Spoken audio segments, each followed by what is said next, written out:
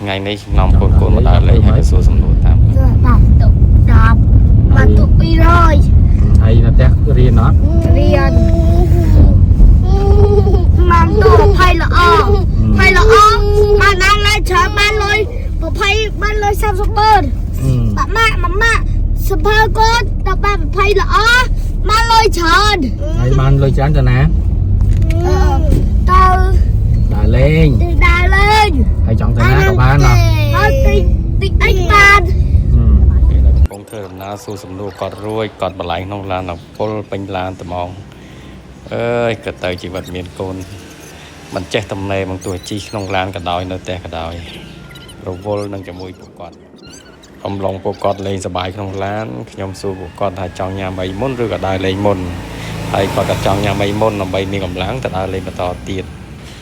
từ trên này hai bên con sầm nông po thả hộp bảy môn nhưngก็ thì tàng hàng đại loสำหรับcủa con còn giờ mình men chạy trôi hàng đại mình trời lồng bạch than là bỏ con đây cô này chỉ caอบรม ពីក្មេងពីទូទៅប៉ុន្តែរបស់អ្វីដែលគាត់ចង់ហូបក៏យើងរៀងប្រឹកព្រៀបបន្តិចគាត់ថាមិនប្រឹកព្រៀបពេកមិនបន្ទូពេកមកសមរម្យដើម្បីឲ្យគាត់ហូបបានរបស់ល្អហើយមើលទៅវាលក្ខណៈសមរម្យនិងឆ្ងាញ់ដែររាល់ការនាំគាត់ដើរលេងហ្នឹងខ្ញុំតែងតែសួរគាត់បង្កើតភាពស្និទ្ធស្នាលបញ្យលបង្រៀននិយាយលេងដើម្បីឲ្យគាត់មានភាពស្និទ្ធស្នាលជាមួយខ្ញុំដែលជាឪពុកម្ដាយរបស់គាត់អញ្ចឹងនៅពេលដែលយើងទៅបរៀនគាត់ហ្នឹងក៏ធ្វើឲ្យគាត់ចង់រៀនចង់អី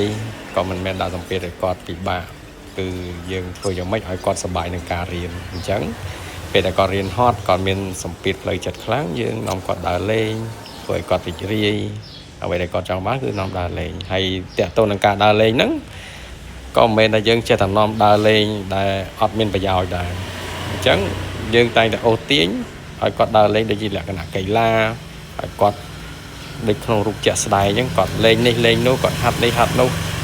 ក៏មិនមែនតែលេងហ្គេមលេងអីដែលជាបំផ្លាញអនាគតគាត់ធ្វើឲ្យគាត់នឹងចង់តែវក់នឹងហ្គេមដាច់ខាតគឺអត់ឲ្យចូលទៅមកអញ្ចឹងធ្វើឲ្យគាត់លេងនៅអ្វីដែលគាត់ចង់បានហ្នឹងដូចតែក្នុងរូបស្រាប់ហ្នឹងដូច្នេះហើយធ្វើឲ្យគាត់បានស្គាល់នៅឧបករណ៍ទំនើបដែលសង្គមបច្ចុប្បន្នយើងហ្នឹងអភិវឌ្ឍដល់ណាដែលធ្វើឲ្យគាត់តាមទាន់សម័យកាលហើយក៏មិនឲ្យទៅលេងហ្គេមឲ្យគាត់វក់នឹងហ្គេមផ្លេចរៀនផ្លេចអីអស់ដែរនៅពេលដែលចុងម៉ោងយើងដល់ម៉ោងត្រឡប់ទៅវិញខ្ញុំបង្កើតជាសំណួរសួរពួកគាត់ថា